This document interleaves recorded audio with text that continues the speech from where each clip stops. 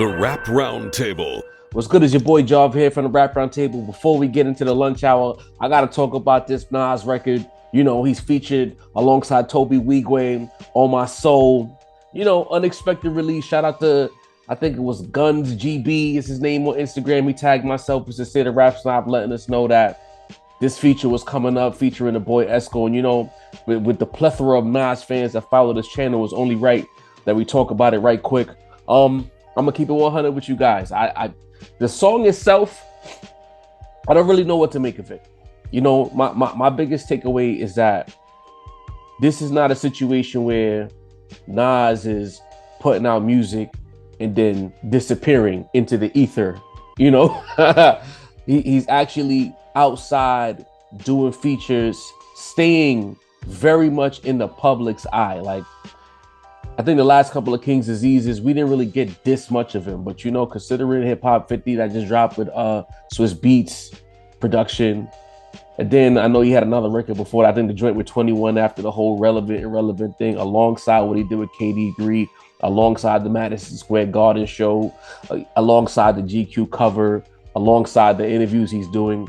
To see him outside putting in his work, putting in his pain is actually refreshing. You know, all joking aside, it's very refreshing to see him be, quote unquote, a full-time public figure, as opposed to show up like Batman, cook up, and then disappear for a few months at a time. You know what I mean? Of course, he did the joint with Hit Boy as well. That was the joint I was actually forgetting. It was the video, the single alongside Hit Boy for Hit Boy's project. So seeing him consistently active in the public's eye, dropping a little 8-ball verse next to Toby Wigwam. His name was difficult. I actually had to Google how to pronounce his name because I'm like, yo, how do you pronounce this? I don't want to look crazy. But anyway, I mean, the song itself, I think Toby has his own lane. I've seen him on the internet. I've seen the visuals of what kind of music he makes. So he's not like generic rapper 101. You know how, like, you know, when you play like old video games like In the Zone, No Photo, the generic player who don't have a name or a photo, like he has his own abstract perspective aesthetic. So this record kind of makes sense. It's very inspirational, very upbeat, very uplifting. And then Nas comes through, you know, showing another flow, showing some more dexterity. He could honestly hit the pocket he usually hits, but he chose to flex it a different kind of a way. I know everybody's not gonna like it, as you can see. You know, but nevertheless, I'm here to talk about it because it's fire to me. And not the song so much, but the idea that he is outside putting in the work, fair is fair, putting more pressure on you know who, the local celebrity rapper. I can't be mad at it, but I won't keep too much of your time, yo. Make sure y'all hit that like button. Make sure you hit that subscribe button. Make sure that y'all tapping with the Rap Roundtable. And let's get ready for the lunch hour. Yes, sir, the Rap Roundtable is back with another episode of the lunch hour here. Of course, last week we gave you a bit of a flashback episode because 1, we've been a little bit busy. 2, we were a little tired. And 3, there's been a lot more subscribers since the last time we put out that episode. So we decided to give you a bit of a refresher course to catch you up on some of the things we mentioned in the past, so that when y'all come in the comment section or in the chat and y'all say things that we might have not said on a newer episode, we can say, well, if you go back to this episode right here, you'll see what the basis of because all our conversations, I feel like, are continuous. And I feel like we make the mistake of assuming that people watch the old shit, not realize this is a serial. This is not episodic. There's a lot of context in the backstory. Man. Yes. Right. So always. Every now and again on the lunch hour, we're gonna roll back some of our old shit. So when you accuse us of having certain takes, you'll hear the old bars from the various studios we've been in, and you'll be able to tap in. The various studios. Yeah, because we bounced. Yo, they still gonna get mad at us. They still gonna throw tomatoes. You right. The shit we say. I caught tomatoes was, you know, the whole Primo and RZA thing, and it was a great conversation. But of course, very real conversation. Sin, Mace, the Rap Roundtable. Dini has a family emergency. He couldn't tap in with us. Dini, hope all is well, and he'll be back with us really soon. But we know why the people are here. We're not gonna waste their time. DJ Self, it's not the Rap Roundtable because y'all be accusing us of hating Nas. Every time we don't talk nice about Nas, we hate Nas. But DJ Self said, that Ice Cube is better than Nas. I know what Sin is gonna say. At least I think I know. I don't know. Sin been curveballing me recently. Pause. Apparently. Macito, is Ice Cube better than Nas? Short answer, no. Ice Cube is not better than Nas. We'll get that out there before I bloviate. You know what I'm saying? No, Ice Cube isn't better than Nas. But I feel like there's a certain section of hip hop that is taking it like it's a crazy statement to even make. You know, this is actually, it's interesting. I don't know who asked DJ Self this question, but I know this had been a little debate because of DJ Vlad and Lord Jamal. They had the Ice Cube Nas debate. I think Vlad was actually asking a few people, but I had saw the Lord Jamal one specifically. So this is like maybe like the past 5 or 6 years, randomly people have been thinking. Now, that's a random comparison. I will say that. You know what I mean? Very random. You know what I mean?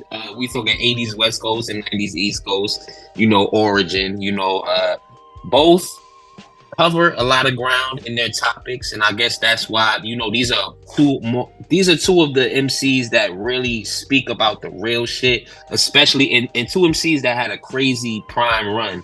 But that's where it kind of becomes like a huge gulf between them. You know what I mean? Because Ice Cube, we talking NWA era, and so maybe like 93-ish when he fell off. You know what I'm saying? And Nas, he's basically famous at this point for having multiple primes. You know what I'm saying? So I won't go too crazy and go album for album, bar for bar, but nah, you know what I mean? DJ Self, maybe he's a huge Ice Cube fan. You know what I mean? But when we talking about Nas and Cube, it's more of like a top fiver versus a top, 10 to 15er for me. You know what I'm saying? So nah, I'm gonna go with Nas in that equation. Shouts to Cube though. Shouts to the Don Mega Cube, because I was having a conversation with Cube and somebody else post pod the other day. I was just singing Cube's praises, but not against Nas though. Chip. Nah. I said, well, in the midst of this Nas special on Twitter, what's going on? I'm going. I just passed the halfway mark on this shit. And I'm the way I'm feeling about it right now is like, damn, I can't believe I got myself into this shit. Like, yo, I still Are you in too deep? I'm in too deep. I'm in too deep now. Pause. Like Macabre Fife. No, Bruno. Whoa. Yeah, but go check me out on Twitter. Dropping the Nas gems all month and whatever. But DJ Self bugging the fuck out. Let's just talk about it. I generally already don't really take DJ Self seriously. And this just, is on par with that, with how I feel about his takes generally, right? And this is in no way, slander on Cube, disrespect on Cube, absolutely. Cube is one of the OG GOATs, as May spoke about it, but the run between NWA to America's Most, the Death Certificate to Predator, that's elite shit right there. Right. His pen game was crazy. He was writing a lot for NWA to begin with, and that just continued in his run. He was one of the hardest MCs at the time. And then somewhere along the way, his material was not as hard hitting as it was during this run. Then all of a sudden he started doing movies and doing Disney shit and what I mean? So we saw the trajectory of his career. But at that time, and this was pre-Nas, Cube was the man, right? But then come Nas, one, a superior lyricist, as far as I'm concerned. I don't know what anybody else out there has to say about it, but I feel, again, shouts to Cube, but, Nas's pen game, I think, is superior, right? And as May said, he's got, at this point, 3 different runs that he's been on over, a damn near 30-year career. You know what I mean? And so to me, it's it's a no contest to me, right? And this is again no disrespect to the Don Mega Cube, but it's no contest to me at all. Mm. You know, I don't know what's going on with the internet and rap this year, but it's like I think I've spoken about it a few times where the sentient beings realize that if you say Nas's name on the internet, you're gonna generate traction. You're gonna do good business. You're gonna get your clicks up. The Nas fans are gonna rush that post, and it seems like we've learned in the last year, I say that it's generally the same people perusing the internet, finding praise and more so finding slander, and they downvoted. They'll crush you in the comment section, and they'll make sure that you think twice before saying something crazy about Nas again. So I can only imagine what DJ Self's comment section looked like after making that take. The next thing that loses me is if in 1992 or 1994 or 96 it wasn't a conversation then, why in God's name would it be a conversation in 2023? Nobody was ever in their right mind putting Cube next to Nas. And again, to echo Sin and Mace, this is not a slander of Ice Cube. It's just putting things in their proper perspective. Cube, as a lyricist, can't touch Nas. He might be a better commercial rapper. He might be a better commercial entity as far as a brand name in America, of course, with the movies and everything, as a mogul, etc. The Big Three League, all of that. Like he is who he is within this space. In fact, I would say as a hip hop mogul, Cube might be the most underrated. We don't talk about Cube enough. As much as we talk about Jay and Diddy and Kanye, we don't talk enough about Cube as a mogul. But as a rapper, putting him next to Nas, I don't like. Why are we not talking about him next to Kendrick or like him next to like Snoop, somebody who was in the West Coast at the same time as him? Speaking of Snoop, like, well, I don't never hear that comparison. What about Mac 10 during West Side Connection era? Was late 90s, early 2000s Mac 10 nicer than early 90s Cube? Why are we not having these conversations? Like, how he get all the way to Nas? Nobody thought about that in real time. So why were we old and some of us gray, some of us bald? You know what I'm saying? Why are we doing this, Self? I don't understand. And you know, I take it a step further. You know, like May said, it's like comparing a top fiver to a top 10 to top 15er. Not to say these guys are the exact comparison, because you know we love using basketball as a comparison. But for me, when I hear those two names, it's like comparing Kobe to Paul Pierce. You know what I mean? Both champions. But somebody won a lot more. Somebody was a little more skilled. Somebody was a little more. Everything that Paul Pierce had, Kobe had, and it was pitched higher.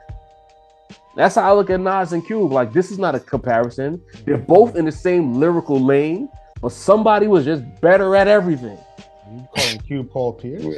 Yeah, PP's a legend. All right. All right. I'm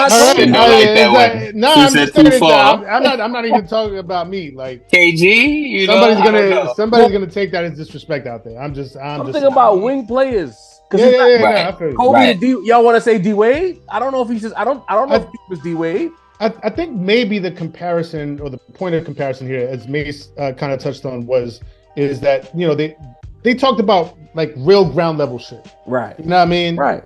Police brutality, the conditions in the hood, right? First person perspective. That's why I said Kobe and PP, right. They both did the same shit, but somebody just had more. You know what I mean?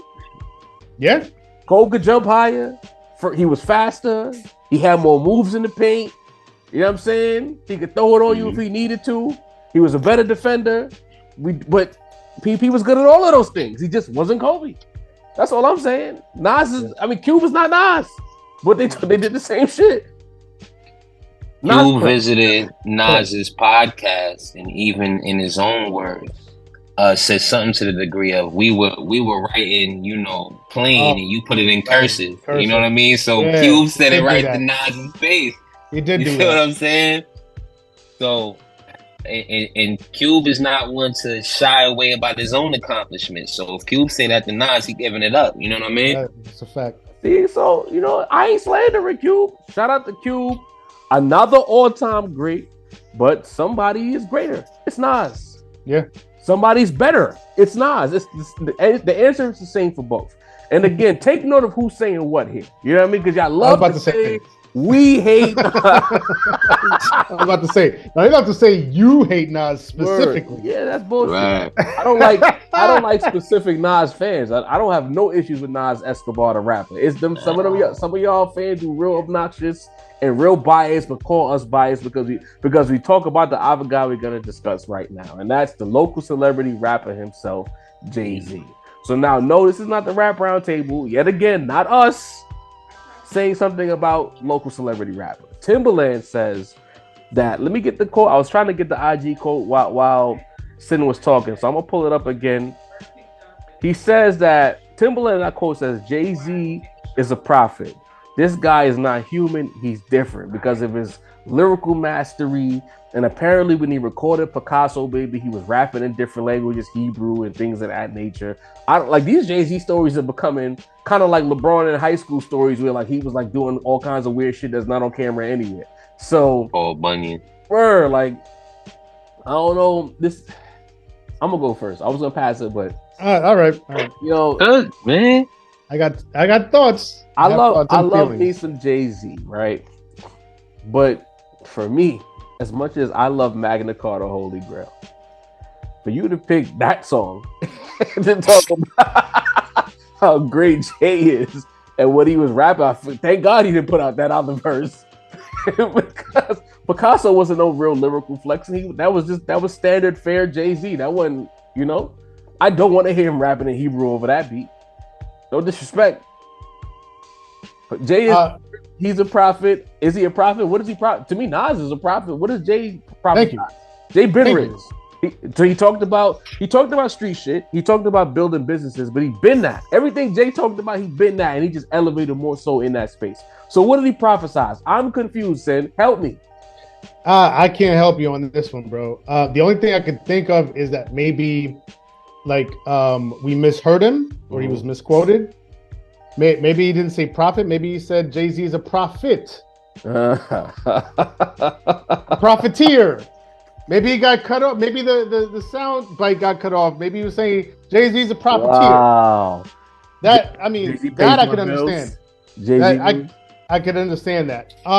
Look, man. Jay-Z's great at a lot of things. Amazing at business. Amazing at making music in all different types of lanes for all different types of occasions. Street shit, club shit, party shit, feel good shit, women shit, right? We like women here, you know what I mean? Nice. But Nice. we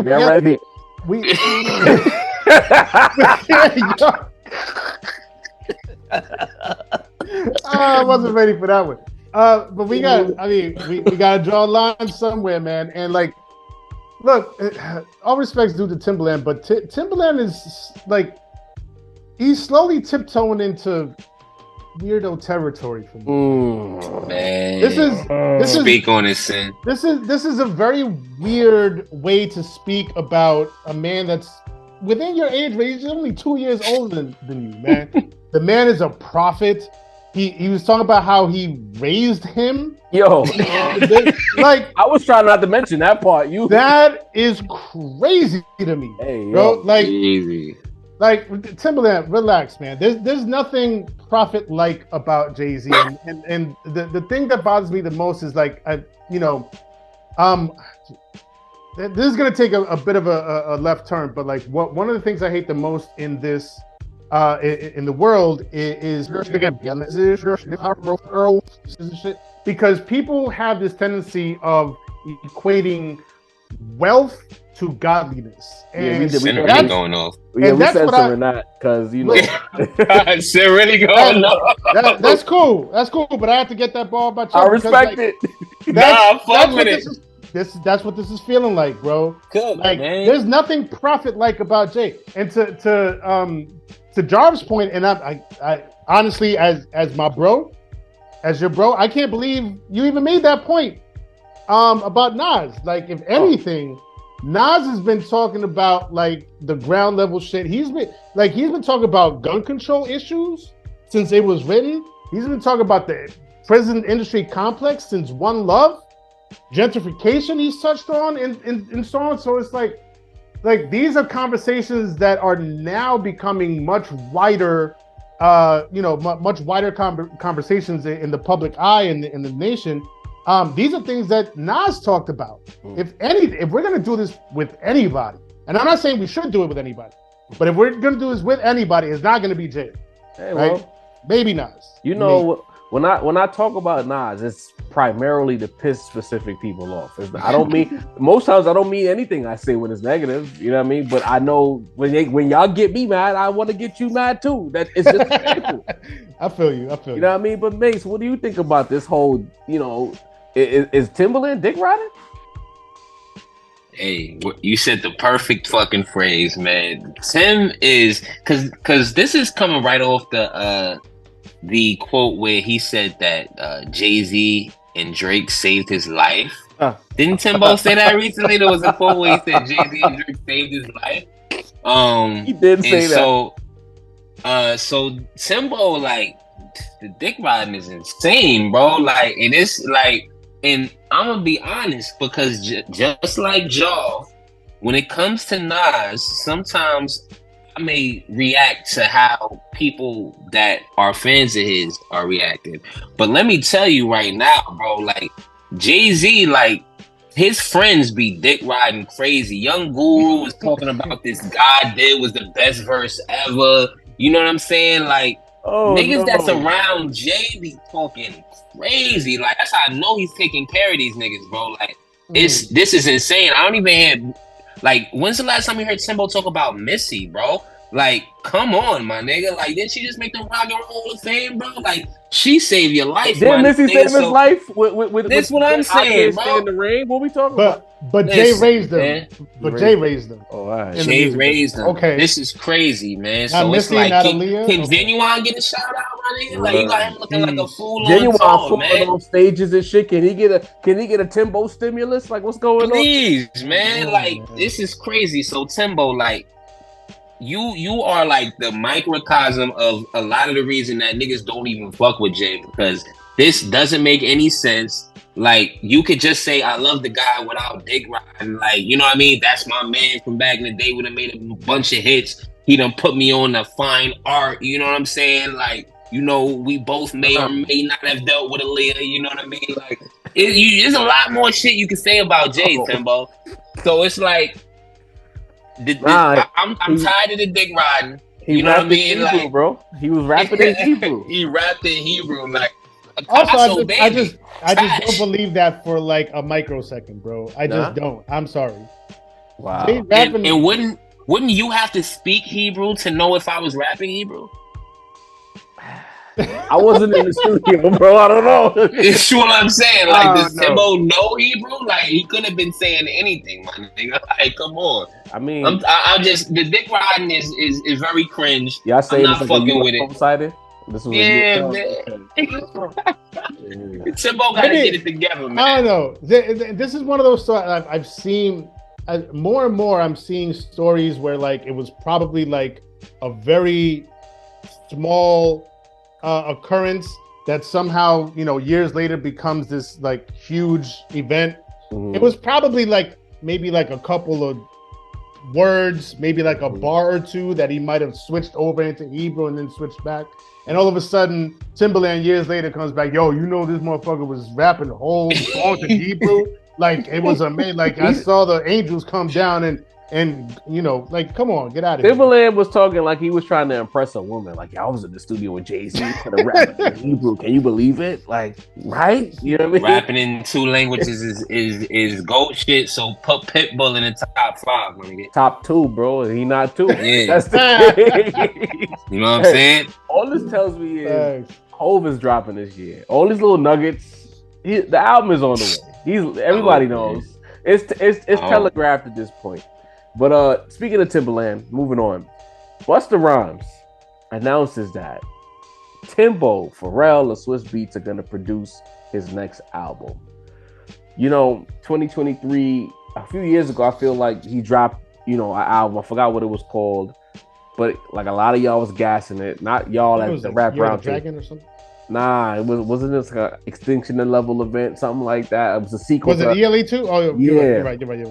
Yeah. And And a lot of y'all on the internet, or maybe that was the media campaign for the rollout. Y'all was calling it a classic. Y'all put it on gas, and I heard the album, and it sounded like every other Busta Rhymes album I didn't like. I love me some Busta Rhymes in moments. He is like, to me, to use a basketball reference, like Vince Carter. Like when V Carter dunks the basketball and he's at the 2000 dunk contest, it's the best thing ever. These are singular moments when he's on the fast break in his prime and he's doing reverse 360s with one hand and still having that hang time. Amazing. But when it's the playoffs, where's Vince? You know what I mean? Where's he at? That's the question, right? Never. I don't know if I like this. I don't think I like this, but I don't think V Carter ever got to the conference finals. Has Bus got to the conference finals? Remember we did the championship. We're gonna bring that back too. We did championships and MVPs. Does he even have a conference finals appearance? So now you telling me you giving me the album we wanted 20 years ago with these producers. Do we want it? I don't know. Sin, do we want it? You put me in a tough spot, man. Okay. I mean, because like I have a spot for Busta Rhymes. You know what I mean? Like there's a like his his energy. He's very what's the word? Animated, right? How animated he is. As a spitter, like he spits, like he's the multi-syllabic bars and everything. But yeah, he's not exactly like, we don't put him in that elite category, right? And probably because he doesn't have a full body of work from beginning to end that we feel is in that class with like an Illmatic or a Blueprint or Ready to Die or Doggy Style or whatever, right? And Wu-Tang, Cuban Links, all those, right? Right. But so I don't like, I want to fall short of like going into like a slander session with him, like,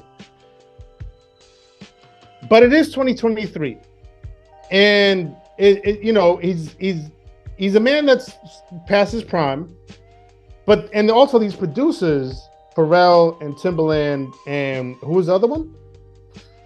Swiss. These are not producers that I am clamoring to hear material from in 2023, right? I'll put it like that, right? You know what I mean? Like we heard a few leaks from Pharrell, with like some time back with Megan. He was supposed to be in the studio with Megan. Those apparently that material never came out. The leaks that we heard were not that impressive. Timbaland, I've heard some of his material that he's been putting out, some of his beats on Instagram. Nothing that has excited me. He's also trying to do this whole AI thing, which I also find super weird. And then there's Swiss, who has never truly excited me, even less in 2023. So all that to say, I am not really excited. It sounds like it should be exciting. I feel like I should be excited for this, but I can't bring myself there. And Busta Rhymes is probably the least reason for me to not be excited. Right? It's the producers. They haven't produced anything that I have gotten excited for in a really, really long time. Hey, look, I'm gonna just say what it is. I don't want this album. It's going to be some high points because of the people involved. I don't think Timbaland has lost his ability to make a banger. You know what I mean? I think that there's going to be some high highs, but I don't know if I want Pharrell. After what we heard from Swiss, I don't know what we're going to get with Busta. What beats? Busta's ear for beats is still solid, but I don't know. So I'm just flat out saying, I don't want it. Keep it. Want nothing to do with it. I'm not gonna download it. Y'all in the chat, don't ask me for a review. I'm not doing it. You can ask Deanie. Deanie might shoot us some bail, but I don't want it. And to be clear, I like ELE too. I mean, not no classic shit, not a no masterpiece shit, but like, it has some joints on it. Word to Deanie. It has some joints on it. What about you, Mace? Listen, man, nobody, there couldn't be like an announcement that I gave less a damn about, bro. Like, I don't want to hear Busta unless it's a guest verse. I don't want to hear Swizz and Timbo unless it's a versus announcement. And I don't want to hear Pharrell unless he's dropping some sneakers, bro. Like, I don't want to hear nothing from none of these guys in 2023. Nothing any of them have done in the past 5 years has made me feel like, oh, this is about to go crazy. Like, you know what I mean? Like, and what does that mean? Does that mean that Timbaland is gonna give you a beat, Swiss gonna give you a beat, and Pharrell gonna give you a beat, and you just gonna executive produce it yourself? Like, these three are not getting into the studio together with Busta Rhymes and creating from scratch. You feel me? Like, this is, you know what I mean? This is some bullshit that you just throwing niggas' names on, and you know what I'm saying, and hoping that it goes, and not even realizing that in 2023. That's not even a good like rollout for anything. Oh, that's a great announcement in 03, bro. Like niggas would have went crazy. You know what I mean? But right now, who gives a damn about this, man? Nobody, bro. And even the people who pretend don't. In 03, Hov did that with the Black Album. You feel me? Great idea. Spot on, man. Swizz, Swizz wasn't on. Swizz was the only one who didn't make it, but Pharrell and Timbo was definitely on there. We was hyped. Wise choice. Yeah. I don't know. I'm sorry that yet again the rap roundtable sound like a bunch of haters, but sorry, yeah. I'm pretty sure Dini's gonna. Matter of fact, I'm gonna speak on Dini. You know what? And say Dini gonna be the one to show it love. Yeah, Dini gonna listen. All right, cool. Mace, yeah, maybe on the live on Monday. Mace, the drill scene in New York is getting real ugly. What you got for us on that front? There was recently a little bit of a issue. Chef G, who's already in jail on other charges, as well as Sleepy Hollow, they got wrapped into an indictment. They didn't say the name of the gang, but even if they did, I probably wouldn't say it myself. But they got wrapped up in like one of the gang indictment RICOs. Multiple charges, attempted murder, you know what I mean, racketeering, all of the classic charges that you get, you know what I mean, and so, like, and the evidence look bad. It's already all over the internet. Like, y'all can go search the name and everything. It looks really, really bad. And it's just like, it's a microcosm of the drill scene, bro. Like, I was gonna send a text to y'all, like, NY Drill, 2019, I don't even know if it really made it to 2023, to be honest with you. You know what I mean? Maybe 2022. I feel like the Cardi song with K Flock and them was the last big drill moment, to be honest. So it's like, yo, you know, we can get into the larger conversation, you know, what about the youth, about gangs, about, you know, what the musical influence. You know, run us back. We've had those conversations, y'all better believe that.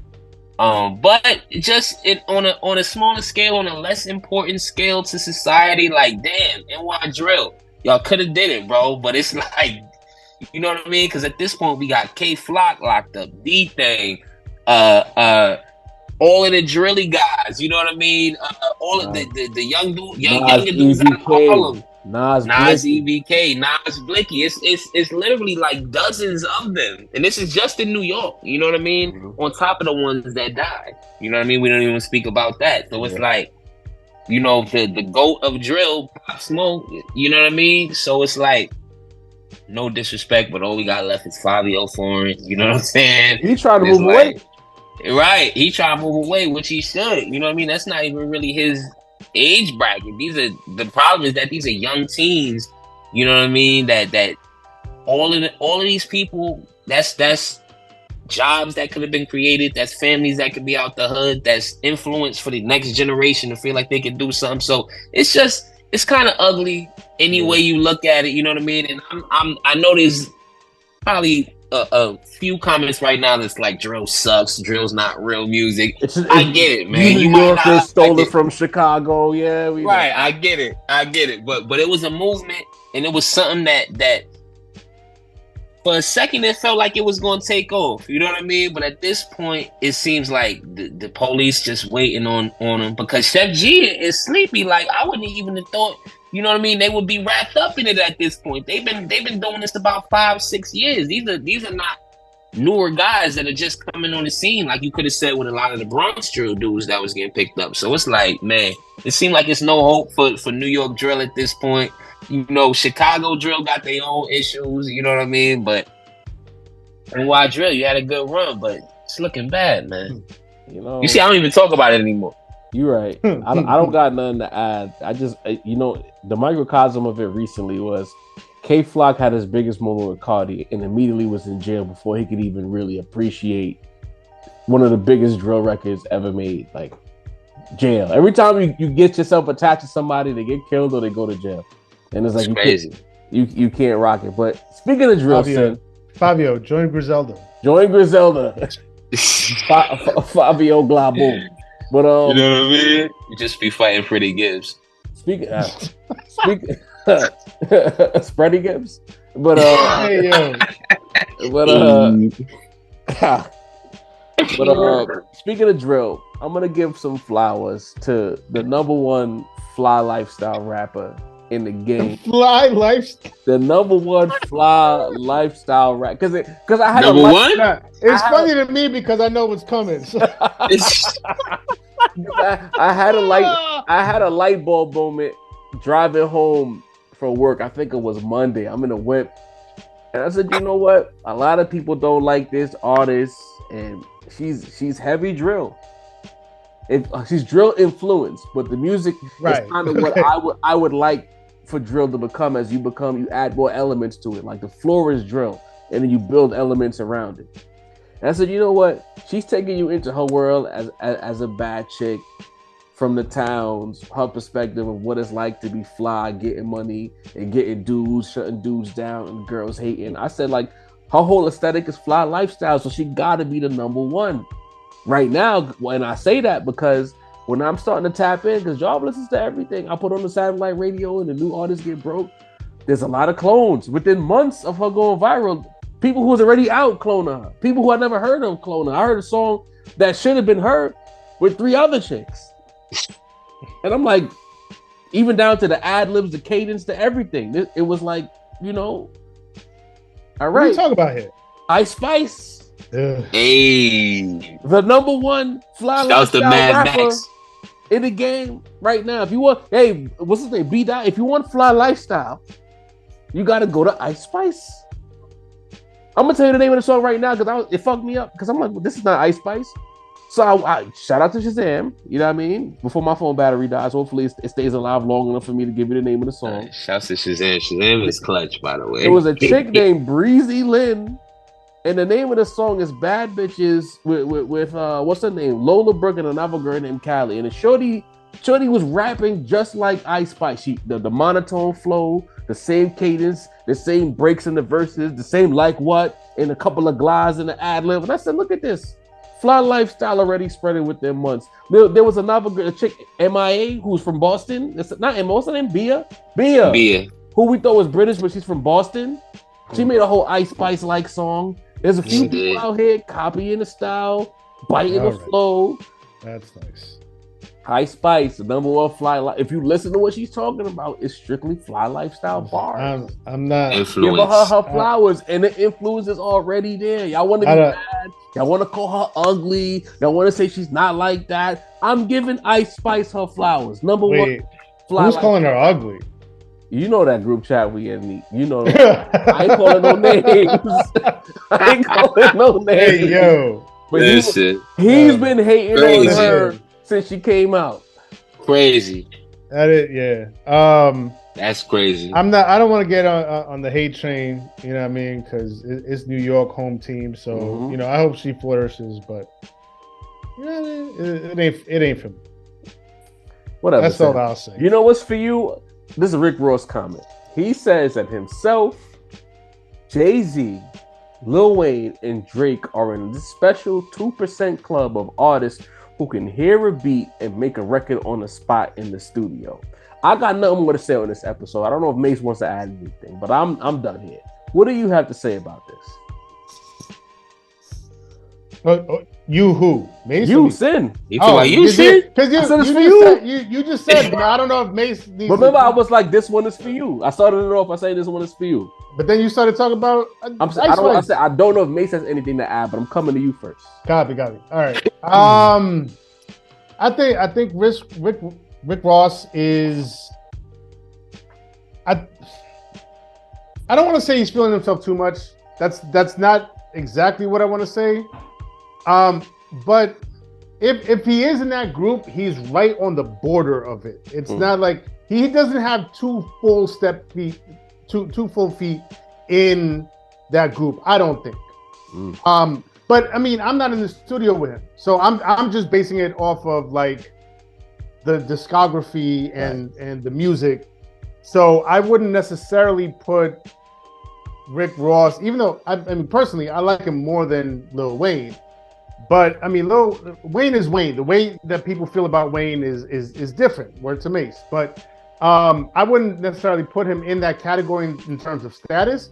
But I'm not in the studio with any of these people, so it's possible. Yeah, he might be in that group where he can make a record that quickly. I don't know, but he knows what he's doing. He's putting himself in a very elite category. With very elite people. Another thing that I know he said recently is that he wants to do a versus with T.I. And T.I. is another one that he's like, my only competition is Jay-Z and Wayne and like, those elites of that stratosphere. You know what I mean? So I don't know. I can't call it either way, but if he is in that category, it's like I feel like the way I see it, 1 foot in, 1 foot out. Mace. I just want to like give it up. Ross, great names. Clearly forgot Gilly the Kid. We gonna give it up for you, Ross. You know what I mean? Maybe one day, maybe in the next time when they ask him again, he'll be able to add all of the right names.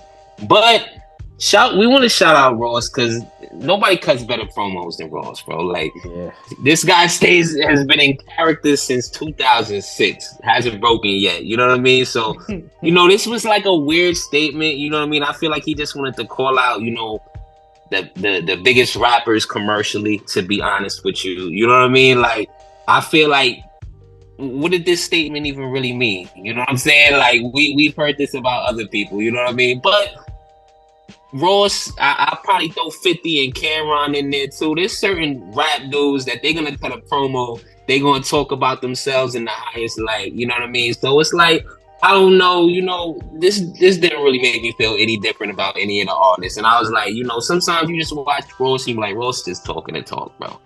All right. I'll say one thing. I got no takes. I'm just gonna name a couple of names and we'll leave it like that.